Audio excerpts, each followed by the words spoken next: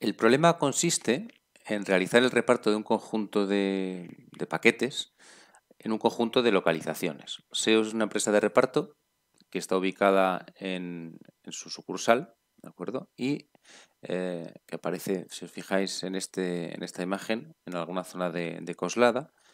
Y lo que tiene que hacer es hacer un reparto de productos en 12 localizaciones, que son las que aparecen en este listado, con las correspondientes direcciones y que aparecen representadas en el mapa.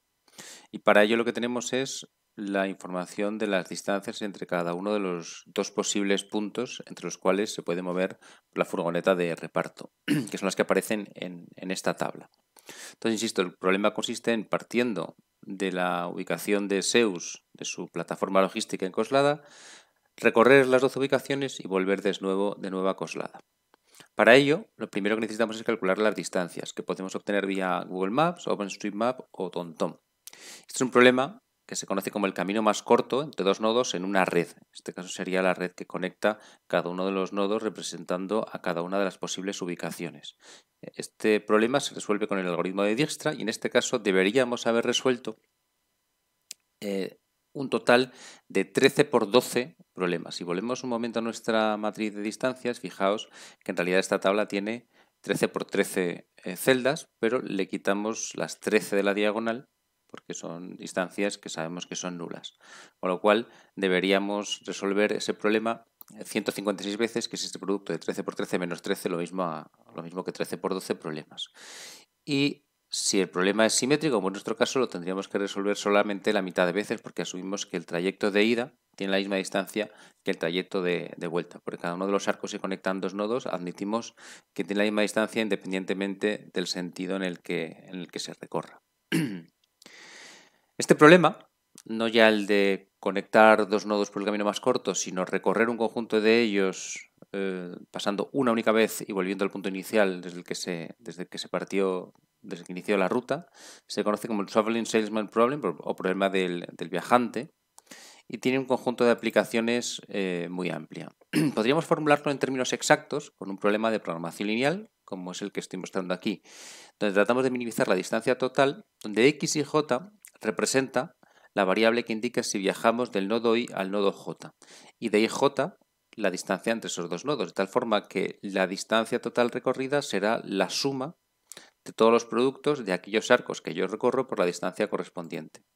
Y además tenemos que imponer dos cosas. Una es que para cada nodo, la suma de las variables que indican que he salido de ese nodo es 1 y solamente uno, es decir, que tengo que salir una vez de cada nodo, no puedo dividirme en dos, es decir, para cada nodo debo salir una vez y a cada nodo debo llegar una vez. Y esto queda fijado por esta restricción, donde si me fijo en un nodo J, el posible conjunto de las variables que me indican que llego a ese nodo J son las variables x y j y al menos, menos una exactamente tiene que ser uno que indica que llego una sola vez a ese nodo y salgo junto con esta restricción una sola vez de ese nodo. Y además tenemos que imponer una serie de restricciones que evitan los subciclos, porque yo podría tener rutas que cumpliendo esto pues sean subrutas no conexas entre ellas. Entonces, hay diferentes alternativas para formular ese tipo de restricciones. Os dejo que penséis sobre ellas, pero esta es una de las que se pueden imponer. Entonces, el número de soluciones que tenemos es el factorial de n-1 entre 2, asumiendo que el problema es simétrico. ¿De acuerdo? Es decir, una vez que elegimos una ruta, o mejor dicho, un punto de partida, tenemos una localización, nos quedan n-1 para elegir. Una vez que hemos elegido esa segunda ubicación que visitar, nos quedan n-2 y así sucesivamente. Entonces tendríamos n factorial soluciones. Sin embargo, hay un conjunto muy amplio de ellas que son idénticas, porque si empiezo en la 1 y acabo en la 13, siguiendo el orden establecido por el listado que teníamos anteriormente, es igual a que si empiezo en la 12 y acabo en la 1, como si fuera cíclico. Entonces, ese n factorial lo dividimos por n para eliminar las soluciones que son equivalentes y tendríamos n-1 factorial como el número total de soluciones. Pero tenemos que dividir a la vez por 2 porque para cada solución que hemos obtenido por ese método tenemos otra dentro de ese propio conjunto, que es la misma recorrida en sentido contrario. Y por eso entonces el total de soluciones que tenemos es este n-1 factorial partido por 2, que en nuestro caso representa este conjunto de soluciones. Este problema es un problema de fácil enunciado en términos exactos, como es este modelo que tenemos aquí, pero de difícil resolución a medida que el tamaño crece. ¿De acuerdo? Entonces, los modelos exactos pueden ser un buen enfoque cuando, insisto, el problema es pequeño, pero en muchas ocasiones este no es un problema pequeño con el que nos enfrentamos y tenemos que recurrir a problemas de técnicas de diferente naturaleza.